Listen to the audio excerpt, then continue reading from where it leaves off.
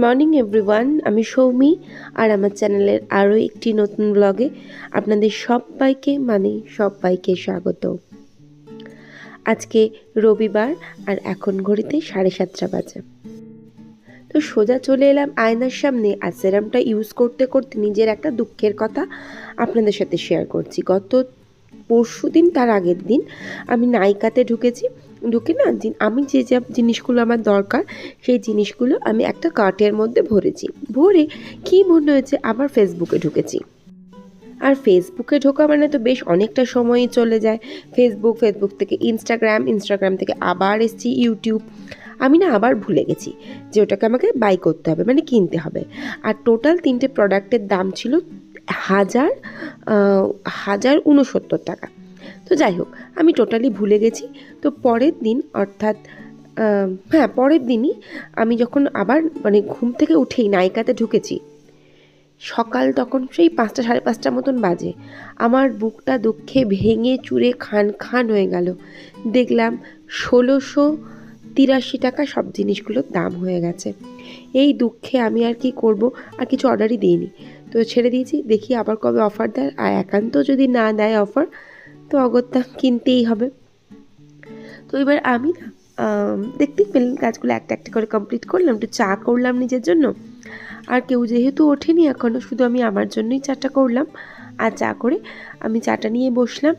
আর প্রত্যেক মাসে যে গ্রসারির লেখাগুলো শুরু করি আমি, সেগুলো তো মাস শুরু হবার কিছুদিন আগের থেকেই শুরু করি, না হলে আমি না ভুলে যাই কি লিখতে হবে না লিখতে হবে। আর প্রপারলি যদি আমি না লিখি ঠিকঠাক করে, তাহলে তো এক্সেস টাকাটা জমে যায় না।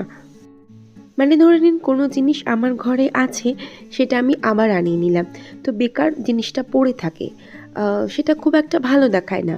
তো টাকাটাও একটা জায়গায় আটকে থাকে, আবার সেটা পরের মাসে পুরনো জিনিসটাই আমাকে ইউজ করতে হয়। আবার এরকমও হতে পারে যেটা প্রয়োজন সেটা আমি হয়তো আনাতেই ভুলে গেলাম, আবার নেক্সট টাইম বাজারে পাঠালাম বা দোকানে পাঠালাম। তার ফলে কি হয়, যেটার হয়তো প্রয়োজন নেই সেই জিনিসটা নিতে গিয়ে ওই অপ্রয়োজনীয় জিনিসটা নিয়ে চলে আসা হয়। এর ফলে না টাকাগুলো মানে বিপরীত খাতে, ভুল খাতে ব্যয় হয়ে যায়। এতে টাকা জমানোর বদলে টাকা খরচটাই হয়তো আমাদের বেশি হয়ে যায়। তো এরপরে চাটা খেয়ে নিয়ে সোজা চলে এলাম বিছানাগুলো ভাবলাম তুলে নিই। আজকে তমালকে বলেছিলাম যে তমাল বিছানাটা তুমি তুলো না, আজ বিছানাটা আমি তুলবো। কারণ হচ্ছে চাদর ফাদরগুলো চেঞ্জ করতে হবে। আর তমাল চাদর চেঞ্জ করে দিলেও বালিশের ওয়ার মোটেই চেঞ্জ করবে না। তো সেই জন্য আমাকে আবারও হাত দিতে হবে। তার থেকে দরকার নেই, আমি না হয় পুরোটা করব। তবে তমাল কম্বলগুলো সব গুছিয়ে দিয়েছিল আর মশারিটাও তুলে দিয়েছিল, তবে বাকি কাজটুকু আমাকেই করতে হবে। তো যাই হোক, চাদরগুলো বার করে নিলাম। যেখানে আমি চাদরগুলো রাখি সেখান থেকে চাদরগুলো বার করে নিয়ে ভাবলাম এবার চেঞ্জ করে ফেলি। আর বাবুইকে অনেকক্ষণ থেকে ডাকছি যে মামা তুই উঠে পড়, তোর ঘরের বিছানাটাও তাহলে আমি একেবারে ঝকঝকে করে পরিষ্কার করে ফেলি, নাহলে তুই দেরিতে উঠলে আমার আবার অন্য কাজ পড়ে গেলে না সমস্যাই হয়ে যাবে। যদিও তমাল অপেক্ষা করে আছে আমি কখন বিছানাটা ঠিকঠাক করে তুলে দেব, আর তমাল ওর নিজের প্যান্টটাকে আয়রন করবে। তো সেই জন্য আমি একটু তাড়াহুড়োই করছিলাম যে যাতে তাড়াতাড়ি করে আমি আমার কাজটা কমপ্লিট করে ফেলতে পারি।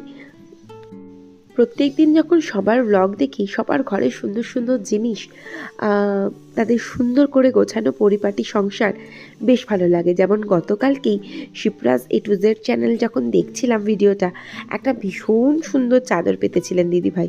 খুব সুন্দর ছিল দিদিভাই চাদরটা, আমি আরও একবার আপনাকে মেনশন করলাম।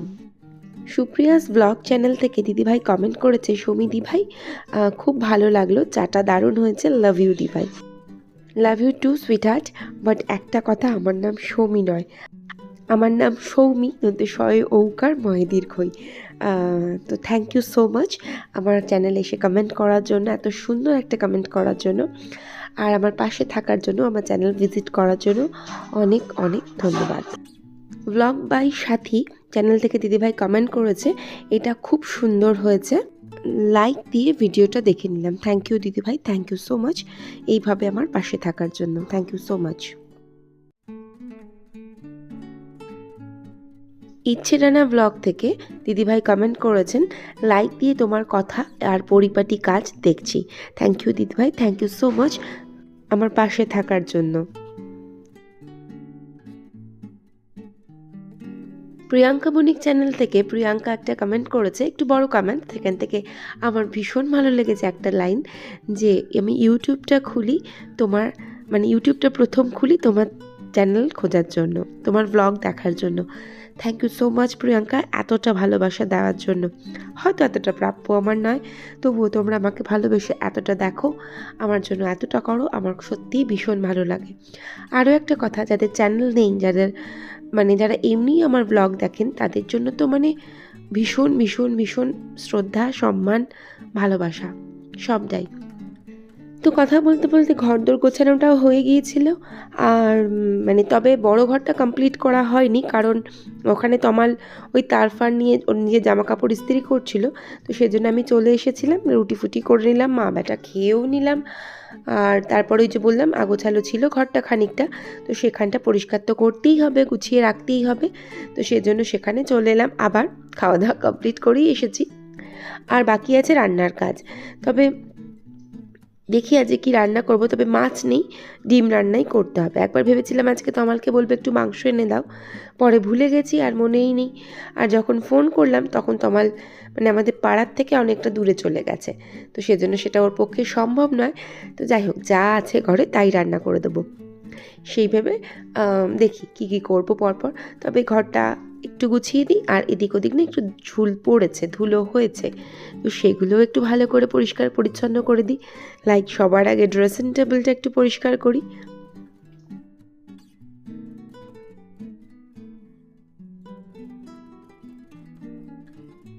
ড্রেসিং টেবিলে আসলে অনেকগুলো জিনিস থাকে, তো মানে ধুলো পড়েছে, আর সেগুলো না রোজ রোজ সরিয়ে পরিষ্কার করা হয় না, সত্যিই হয় না, ওপর ওপর একটু করে দিই। তবে আজকে একটু পরিষ্কার করলাম, আর কাঁচটাতেও একটু ধুলো পড়েছিল, তাই কলিন দিয়ে একটু ভালো করে একদম চকচকে করে দেওয়ার চেষ্টাটা করছিলাম আর কি। আর এইদিকে যে দুটো শোপিস, মানে র্যাক দেখছেন, এখানে তো কিছু শোপিস রাখি আমি, আর কিছু গাছ, তবে একটা গাছ মরে যাওয়ার পরে না দ্বিতীয়বার আর রাখা হয়নি।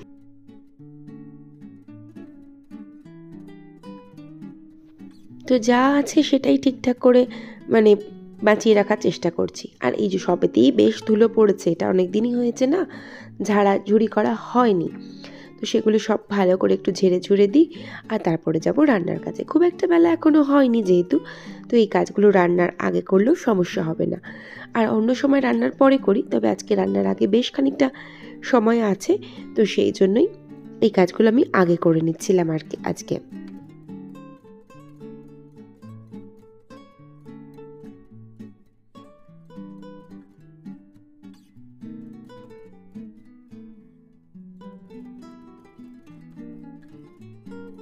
তো সবগুলোই খুব ভালো করে ঝেড়ে দিই। আর এদিকে এই ছবিটাও আমার ভীষণ প্রিয়, আমি সবসময়তেই বলি, এই ছবিটাও একটু ভালো করে ঝেড়ে গাছ ফাছগুলো একটু ঝেড়ে ঝুড়ে দিই। তো আপাতত ঘরের কাজটা কমপ্লিট হয়ে গেছে, আর এবার হচ্ছে রান্না বসানোর পালা। তবে রান্না বসানোর আগে না আমি একদম রান্নাঘরটাকে ঠিকঠাক করে পরিপাটি করে নিই। বেশিরভাগ সময় আমি চেষ্টা করি রান্নাঘরটা একেবারে পরিষ্কার করে নেওয়ার পর দুপুরে রান্নার কাজটা শুরু করব, কারণ সকালে চা ব্রেকফাস্ট সব হয়, বেশ বাসন টাসনও মাজা হয়ে যায়, তো সেগুলো আগে ভালো করে গুছিয়ে নিই। যেমন যেগুলোতে খেয়েছি কাপগুলো সব জায়গার জিনিস জায়গায় আগে রেখে দেবো ভেবেছি। আর আরও একটা কাজ, রান্না বসানোর আগে যদি আমরা করি তাহলে কিন্তু রান্নাটা না বেশ অনেকটা তাড়াতাড়ি হয়।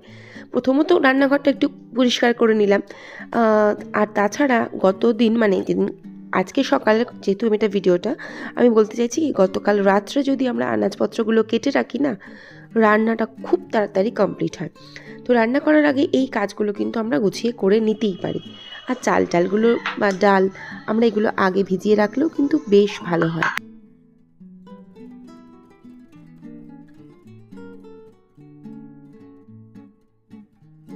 আর এই যে আমি ডাল ভিজিয়েই রেখেছিলাম, আর সেই ডালটা সিটি মেরে নিলাম, দুটো সিটি মারতেই কিন্তু ডালটা একদম গলে গিয়েছিল। আর তবে আমি খুব খুব খুব কম খাই এই ডালটা, খেসারির ডাল আমার খুব ভালো লাগে খেতে। আমি খাই, আমার বাড়িতে তমাল খায় না, একদম খায় না, আর বাবুই ভালোবাসে খেতে, মাঝে মাঝে মা এলে মা খায়। তো এরপরে আমি তরকারিটাও বসিয়ে দিচ্ছিলাম। কপির তরকারি করব। আলুটা আর কপিটা প্রথমে ভেজে তুলে নিয়েছিলাম। কপিটা না খুব একটা ভালো নয়, তো সেই জন্য না আদা রসুন পেঁয়াজ দিয়ে কপির তরকারিটা করছিলাম। তো ভালো করে কপিটা আলুটা ভেজে তুলে নিয়েছিলাম, আর তারপরে মশলাটা কষাতে কষাতে যেই তেল ছেড়ে গেল, আমি এর মধ্যে কপিটা আলুটা তুলে আরও ভালো করে কষিয়ে নিচ্ছিলাম। আর এর মধ্যেই বাবুয়ের হাজারও প্রয়োজন পড়ে আমার সাথে, কী সব জিজ্ঞাসা করলো, করে আবার চলে গেল। তো এদিকে তরকারিটাও কিন্তু বেশ হয়ে এসেছে, আর একটু ফুটে উঠলে আমি এর মধ্যে ঘি গরম মশলা দিয়ে নামিয়ে নেব। আর এদিকে না একটা কাঁচকলা ছিল বেশ অনেক দিন ধরে, তো ভাবলাম কাঁচকলাটা ভেজে নিই আর একটু বেগুন ভেজে নিই, আর ওই ডাল আর করব হচ্ছে ডিমটা ভেজে ঝাল করব, সেটা শেয়ার করা হয়নি আজকে আপনাদের সাথে।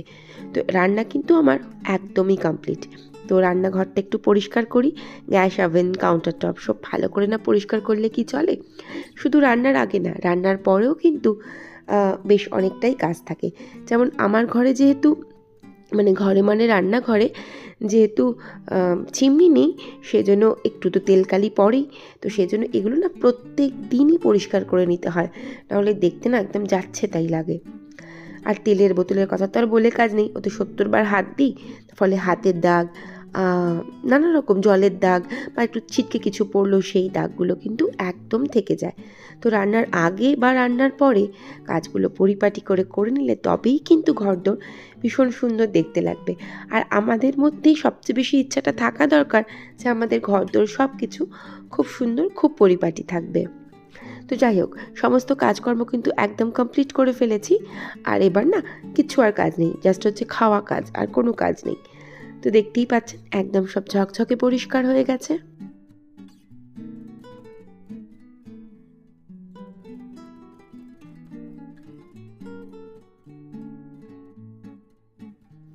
রান্নাঘরের কাজ যেহেতু সমস্ত কমপ্লিট, আর সমস্ত খাবার দাবার আমি ডাইনিং টেবিলে রেখে দিয়েছি, আর রান্নাঘরটা ডাইনিংটা ভালো করে একটু ঝাঁটফাট দিয়ে নিই, আর না হলে তো পরে ভাবলে তো হয়ে গেল, পরে কাজ হয়ে যাবে পরে। তো যাই হোক, আগে সব কাজগুলো করে নিই। আর একবার ভাবছিলাম না একটু ছাদে যাব, দুদিন হয়ে গেল একটু ছাদে যাইনি, তো একটু ছাদে যাব ভাবলাম। আর ছাদে রোদ নেই, কেমন যেন আকাশটা মেঘলা মতন, কি জানি গতকালের মতন আবার বৃষ্টি হয় কি না। তো গাছগুলো সব ডালফাল ছেটে দিয়ে একটু ওষুধ দিয়ে দিয়েছিলাম, তাই একটু দেখলাম না জল দিতে হবে গাছগুলোতে। তো আকাশটা বেশ মেঘলা, আর এই যে পাশের বাড়ি না লোকেদের জমি, সেখানে এই যে কলা গাছ আছে, ডাব গাছ আছে, বেশ কলা হয়েছে, ডাব হয়েছে, ভালোই লাগছিল বেশ দেখতে। কি জানি হনুমানের চোখ মুখ পড়েছে কিনা কলাগুলোতে। তো ছাদ থেকে নেমে এসে এবার জানলা দরজাগুলো দিয়ে দিই, বেশ অনেকক্ষণ হয়ে গেছে, এবার খিদেও পাচ্ছে আমার, বাবুইও বলছিল মাম্মা খেতে দিয়ে দিন। তো জানলা দরজাগুলো বন্ধ করি, একটু ধূপ দিয়ে দিই বা একটুখানি রুম ফ্রেশনার দিয়ে দেবো, যাতে কোনো গন্ধ টন্ধ না ছাড়ে রান্নার। আর তারপরে বসে যাব খেতে, ফ্রেশ হয়ে নিয়ে অবশ্যই। তো যাই হোক, ব্লগটা আজকে এখানেই শেষ করি। ভালো লাগলে প্লিজ পাশে থেকে যাবেন। ভিডিওটা দেখার জন্য থ্যাংক ইউ সো মাচ। দেখা হচ্ছে নেক্সট ব্লগে। Till then, tata.